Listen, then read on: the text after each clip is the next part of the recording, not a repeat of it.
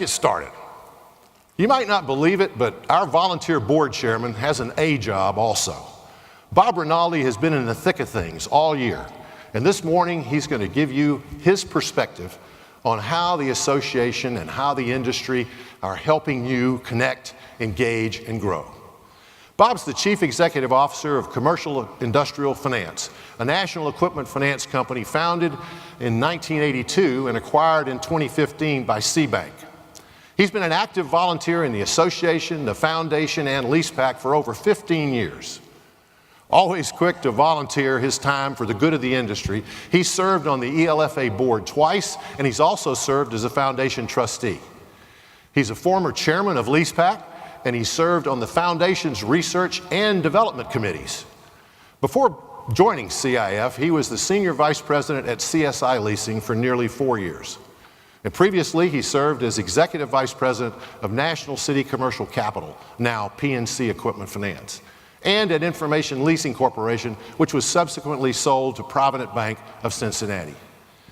Bob was the 2013 recipient of the Foundation's Stephen R. LeBaron Award for Principled Research, and he was the Association's 2014 recipient of the David H. Finnig Distinguished Service and Advocacy Award.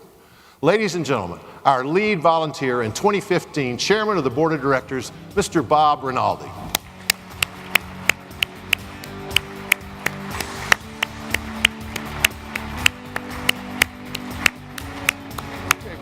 Never going to forget. All yours. Thank you. Good morning.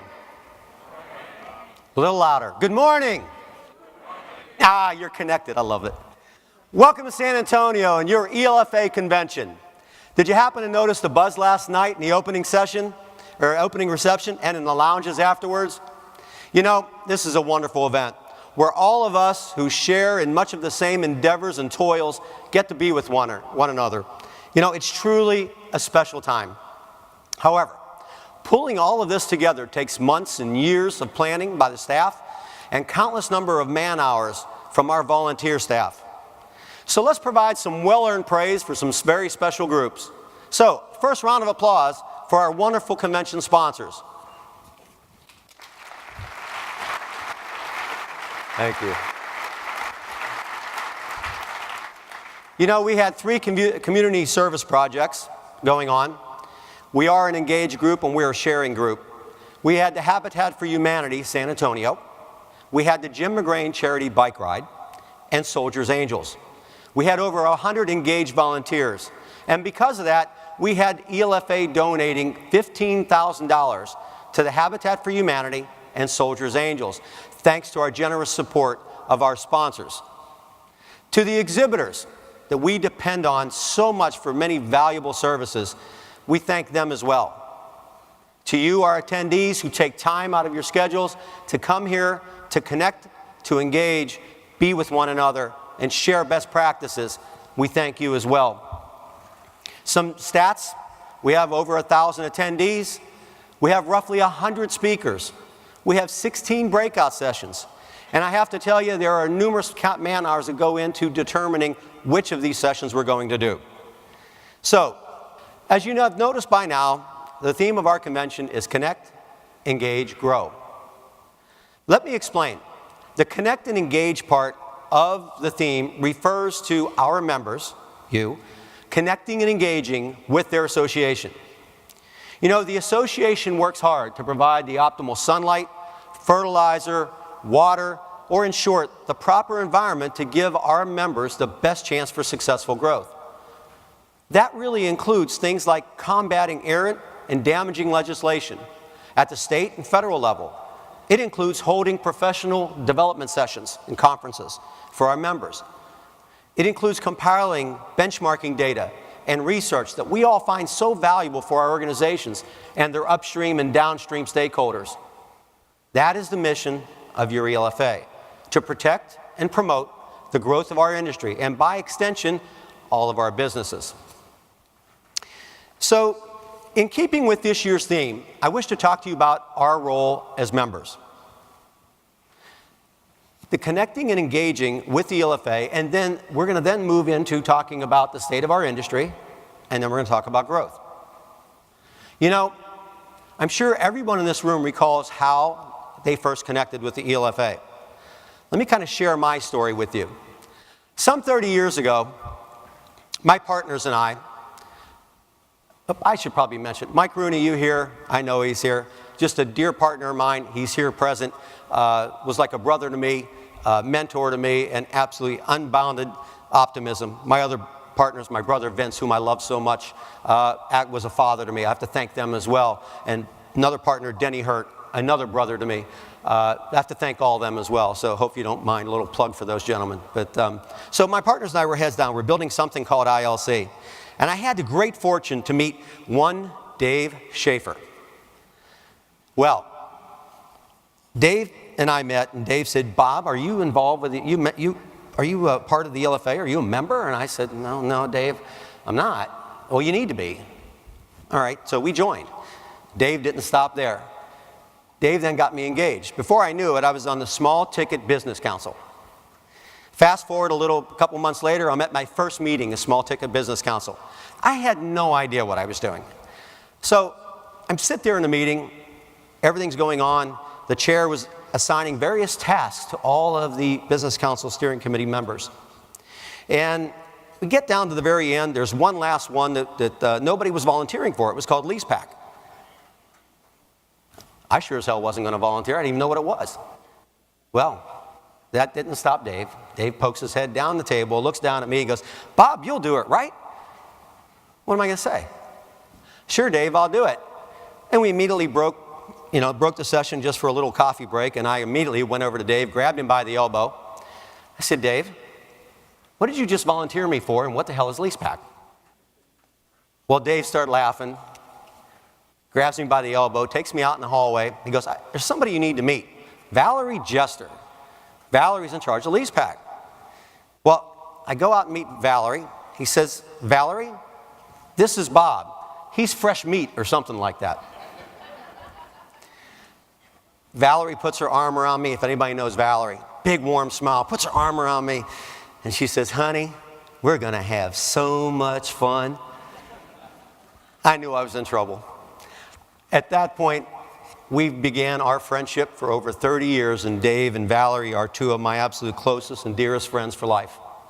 So the rest is a really rich history of involvement, of learning, a source of countless lifelong friends, memories and growth, both professionally and personally.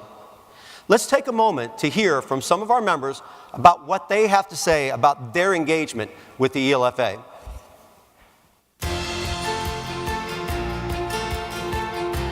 I think it's really important to be engaged with ELFA to give the industry a voice, to speak for something larger than our individual companies. I wanted to find a way to give back and to serve the industry. My company feels the same way. This is who we are and what we do. We want to find ways to participate and contribute in the best way that we can. The most fun thing that I do get out of my participation in ELFA is really the relationships and the networking. There's an incredible group of individuals that participate that bring a fair amount of both personal and professional leadership and just fun interaction. Personally, I enjoy most dealing with people who are in the same kinds of roles that I've been in the past and have the same kind of issues, that there's a commonality of good things and bad things we all have to deal with in the industry, and it's great to hear from people in those positions and some with bigger and broader perspective. I'm a member of the Credit and Collection Committee because I like to network with colleagues and associates in the industry and get a better pulse on things that are happening within our industry. The Industry Future Council that's put on by the Foundation is a great opportunity for members to get involved and think about the long-term future of our industry. Joining the membership committee has been a great way for me to network with other leaders and learn a lot about the association and gain access to information and resources that otherwise I wouldn't have known had existed. It's also a great way to contribute to the overall betterment of the association and our industry as a whole. So I encourage you to join a committee and get involved.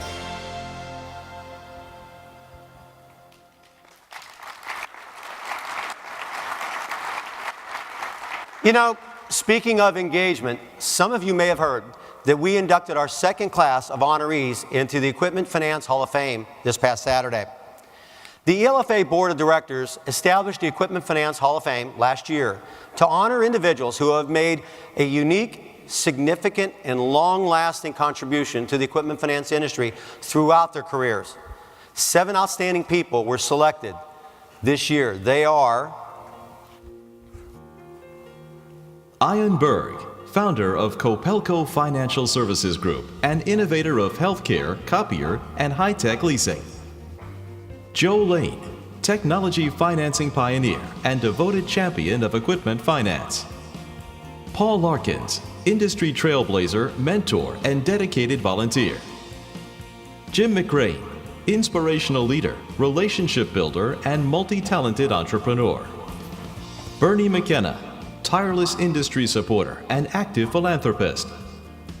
Bill Montgomery, captive and vendor finance visionary and founder of numerous leasing entities, including Xerox Credit Corporation. Henry Schoenfeld, founder and first president of U.S. Leasing, the first equipment leasing company.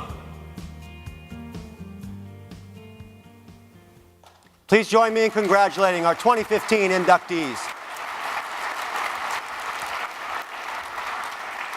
You know, I could go on and on about the many ways to get engaged and why it matters to you and your employees.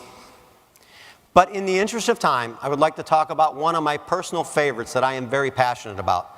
It's called the Guest Lecture Program, because every one of you in the audience and anybody in your company can be involved. And your staff can do this and make a real difference in so many ways. Let me explain. Several years back, engaged members from the Financial Institutions Business Council developed a tool to educate the students and faculty at colleges and universities about the equipment leasing and finance industry in a way that we want it told. So a PowerPoint was created by the group that has been maintained and continuously updated with the latest facts, figures, and charts by the ELFA staff. Now, any member who wishes to get engaged with the guest lecture program can simply go to the ELFA website and download the latest version, or get help from ELFA staff member Alexa Carnabella, or any number of other ELFA members who have already presented the guest lecture program. So let's talk about who is our optimal audience for the guest lecture program. It's usually upper-level undergraduate finance and entrepreneurship classes, as well as MBA schools. What's the purpose of the guest lecture program? To educate and attract. Specifically, we want to educate future decision makers about the equipment leasing and finance alternative to cash, again, in a way that we want it to be presented. You know, if you think about it, our biggest competition to our industry is really cash. So we also want to attract new talent to our industry. You know, it's no surprise that we have a fairly large number of gray hairs and no hairs in our industry. And I actually am both. The other thing we want to do is educate more of our academics, our professors, to include our asset class in their teaching curriculum. And we also want to attract the same academics to do research in our industry and asset class through the ELFA Equipment Lease and Finance Foundation. I'd like you to hear from some engaged members who have already given the guest lecture program at several colleges and universities.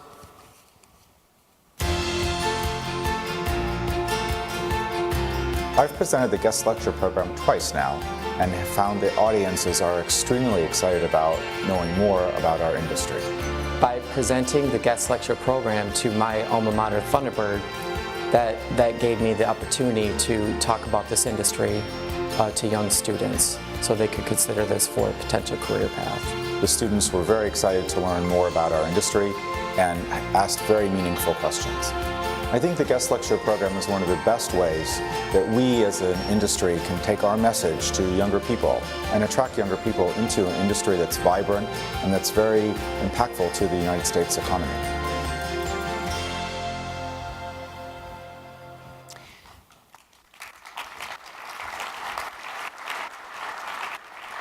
You know, the better educated our future customers are, the better chance we have of showing the value of our products and services to them. As more customers choose equipment finance over cash and other competing methods of acquiring equipment, our penetration rate will grow. But the only way we can do this is through educating our future customers our guest lecture program audience. If you think about it, these are the people who are going to be in management positions in a very short period of time. We want them all to know as much as possible. So, you know, I'm a bit of a dreamer, but can you imagine for every 1% that we can increase the penetration rate of lease to finance, we add approximately $17 billion a year in new annual originations. That's almost a 2% growth rate over our current annual amount of equipment finance, regardless of whether GDP goes up or down. Another way to look at it is that's $43 million for each and every member of our industry. You know, I have to tell you, every time I have given a guest lecture program, I've given it at Darden twice now, I start off by saying, I'm going to talk with you today about one of the largest sectors of the commercial finance industry that you have never heard of. And you know what? After each one of those, I've had more than a few students come up to me and say, you're right, I never heard about it. How do you get involved in it? So, I'd like to take a moment here, by the way, to show some gratitude to our original team of Scott Kiley and Harry Kaplan of the Financial Institutions Business Council and their team who created the guest lecture program to be recognized for their time and talent on behalf of the industry. And also we'll ask Alexa Carnabella of the ELFA for shepherding the guest lecture program. Would you all stand, please? Where are you, Harry? There's Harry, there's Scott. Where's Alexa? There's Alexa. You know, programs like the guest lecture program really only work when members volunteer their time. In our world, volunteers are the medium for growth. Without the many volunteers of the association and the foundation, the great works that we do just can't occur. I'd like to try something here. I'd like to ask everybody who has ever volunteered for the foundation or the association or in any way did anything for the industry to please stand up right now. Don't be shy. Everybody. Everybody who has ever volunteered for anything with the ELFA and the industry and the foundation. Well, by my count, that's close to almost half. Thank you. Let's give them a round of applause.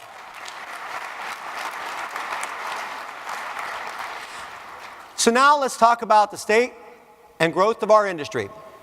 You know, I think it's obvious to everybody that the activity in our industry has been on the upswing in 2015 and most likely will continue in 2016, barring any exogenous shocks or black swan events. But you know what? We've already had one of those not too long ago, so let's not go there.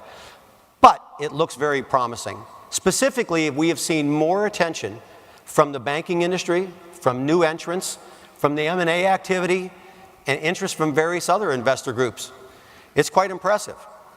So you have to ask the question, why now? I mean, aren't we really the same industry we were in 2005, 2004, 2006? Not a lot has really changed.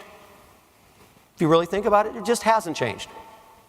So you're no doubt familiar with this, our monthly leasing and finance index. As this slide shows, the industry's new business volume has returned or even surpassed our pre-recession levels.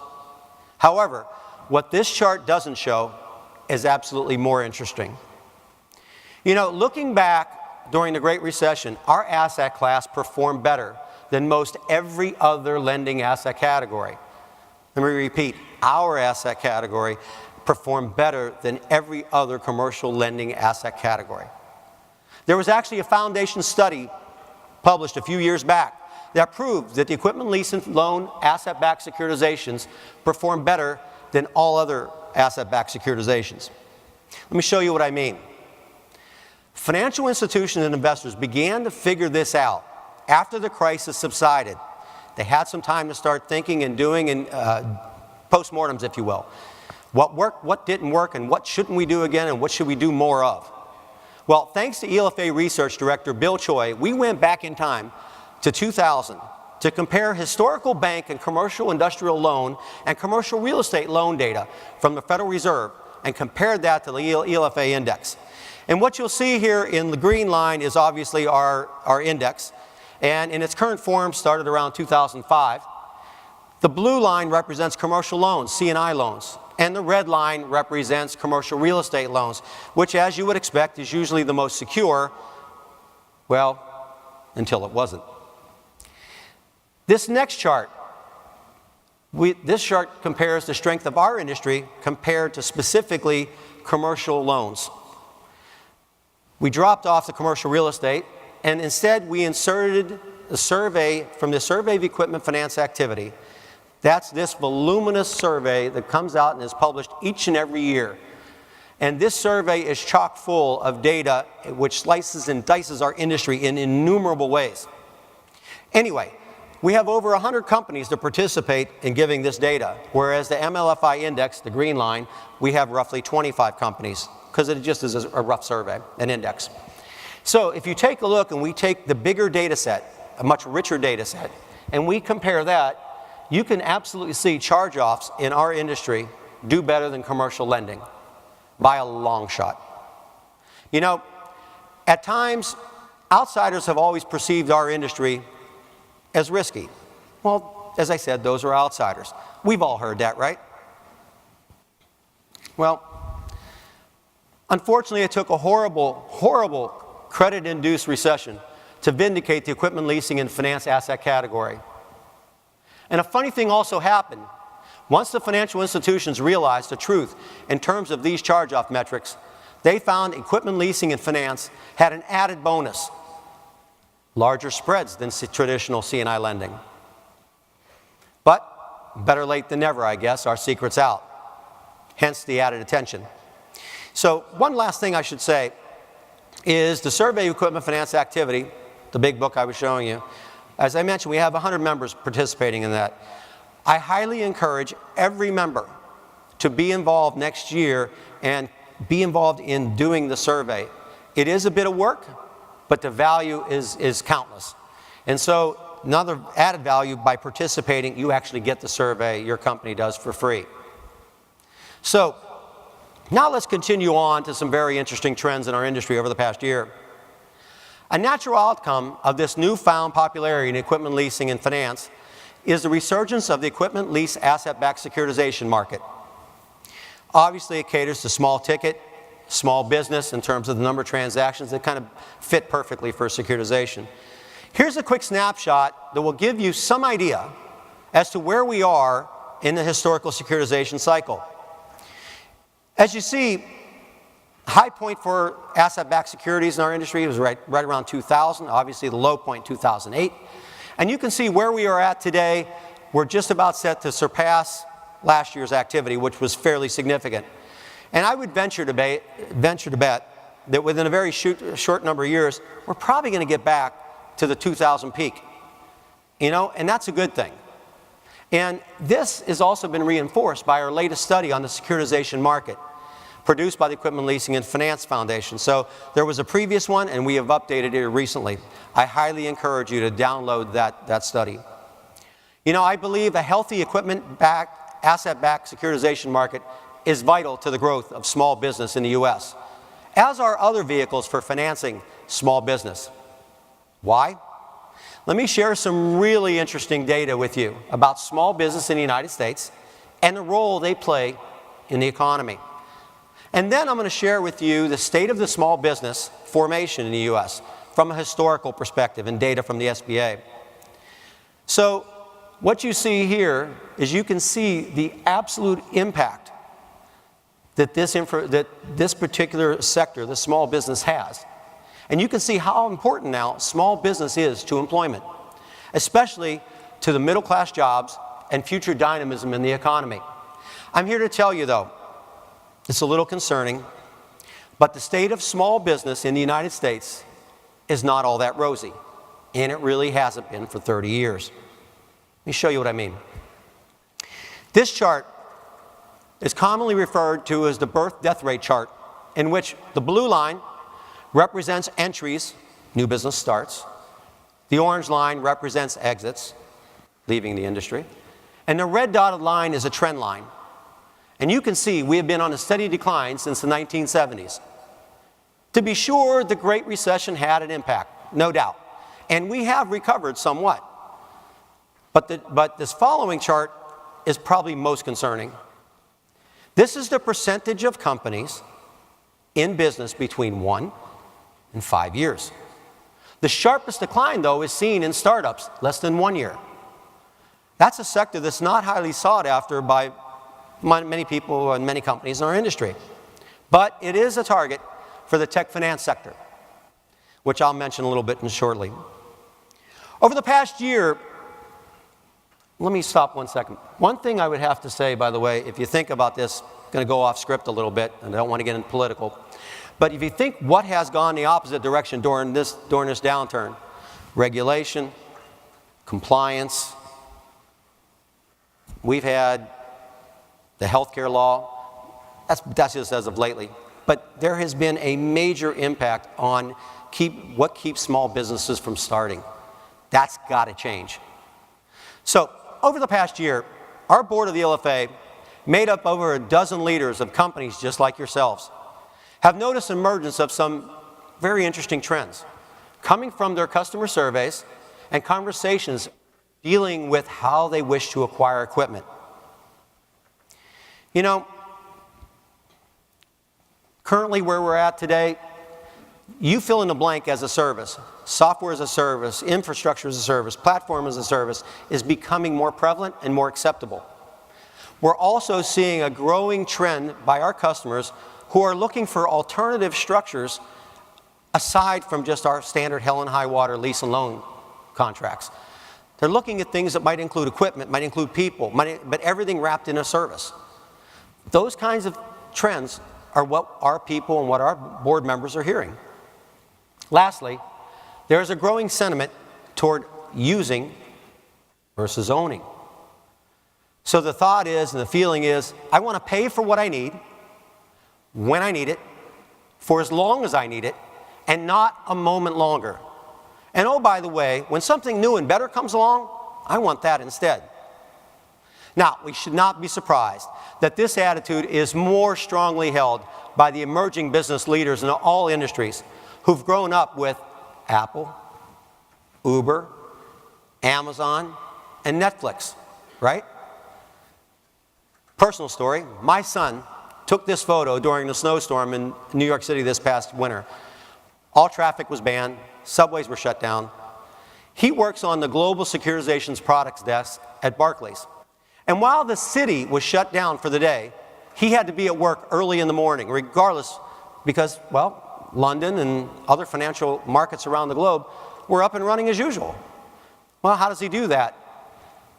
20 blocks he has to get to, pulls out his iPhone, finds the local nearest city bike, rents a city bike near his apartment, drives 20 blocks in his bike, which he said was kind of surreal. He's the only one on the street on a bike in the middle of Manhattan. And he didn't have to own the bike. He didn't have to maintain the bike. He didn't have to store the bike in his tiny 600 square foot apartment. He just got to use it while he needed it. No fuss, no muss. He's 26 years old. So I ask you, do you think this mentality will affect his perception of equipment ownership in the future when he is in a decision-making position? I think so. And that leads us to ease of use or the simplicity imperative that the next generation of business leaders are focused on. So, lastly, we are seeing this inexorable march toward customer acceptance of e-docs, which will force the industry into widespread adoption. You know, over the past several years, we have seen the emergence and growth of the tech finance industry, which is a fancy word for everything that just isn't traditional commercial lending. It's been enabled by technology and big data analytics. It includes everything from crowdfunding and crowdsourcing to just alternative lending, the things that we hear about, right? Lines of credit. So, while everyone in this room most likely has their own opinion of this market, one thing's for certain: small businesses and entrepreneurship in the United States needs all the help it can get. For without these young businesses, some very small percentage of those small businesses become middle market businesses, which then become large cap businesses. We need that future dynamism. So, I'd like to conclude, and most of you know me, I tend to kind of be a little off the cuff sometimes, and well, fair warning to the folks in the back, I'm going off the cuff again here real quick. So I want you all to humor me a little bit. I would like everybody in this room who has ever used Uber to please stand up. Everybody who has ever used Uber. Don't be shy. Jeez. Holy cow. That's pretty impressive. No, stay standing, stay standing. Don't stop. All right. Now, I want you to listen to these next instructions very, very carefully. So you can sit down if you have since returned to using taxis regularly because you missed waving your hands and yelling for a cab on busy streets, especially in the rain and snow. Nobody sat down. You can sit down if you went back to taxis because you missed being ignored like a sack of potatoes while in a cab. Now, there are times you want to be ignored. You can sit down if you've gone back because you miss asking the driver how long they've been in America. Actually, how many months they've been in America. And lastly, you can sit down if you've gone back to taxis because, you know, doggone it, I just really missed a variety of smells you got to experience. I mean, seriously, I love smelling a 3-day-old White Castle burger. You can sit down, thank you. So, in our relationship with taxis or Uber, who were we in that relationship? We're the customer. Who forgot about the needs of their customers? Who forgot about the customer's experience, or in this case, the lack thereof? Who didn't focus on simplicity or ease of use for their customers? You get out of an Uber, you just get out, right? No fumbling around with a credit card, no tip. Better than that, when you leave, the driver rates you as a passenger and you rate the driver. How cool is that for a feedback mechanism and being in touch with your customers? I'll give you a personal, one last one. Happened to me last night. Couldn't get an Uber. That sucked. We took a taxi from here to a restaurant down in San Antonio. I get in and said, where are we going? I gave him the address. He said, would you mind navigating me there on your iPhone? I said, no. Would you mind paying the fare that I'm going to charge you? Now, if I was to rate him, I would have given him a 1 out of 5. And the only reason I give him a 1, he gave me a little bit of fodder for the speech. So, when you think about these emerging trends that I was discussing earlier that came from your board of directors, realize that they are the voice of the customer. They are what the customers are telling us would make their life easier, simpler, and their experience better. You know, we're not immune from being the next case study of a disrupted industry like Blockbuster, bookstores, or the taxi industry. So too, we must innovate and keep an eye toward the future. Speaking of keeping an eye toward the future, you will not want to miss our exceptional keynote speakers today and tomorrow.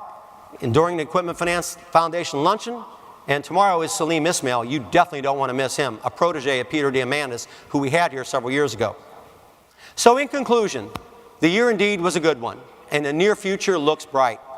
But members have to continue to connect and engage with the ELFA so that our industry can continue to grow.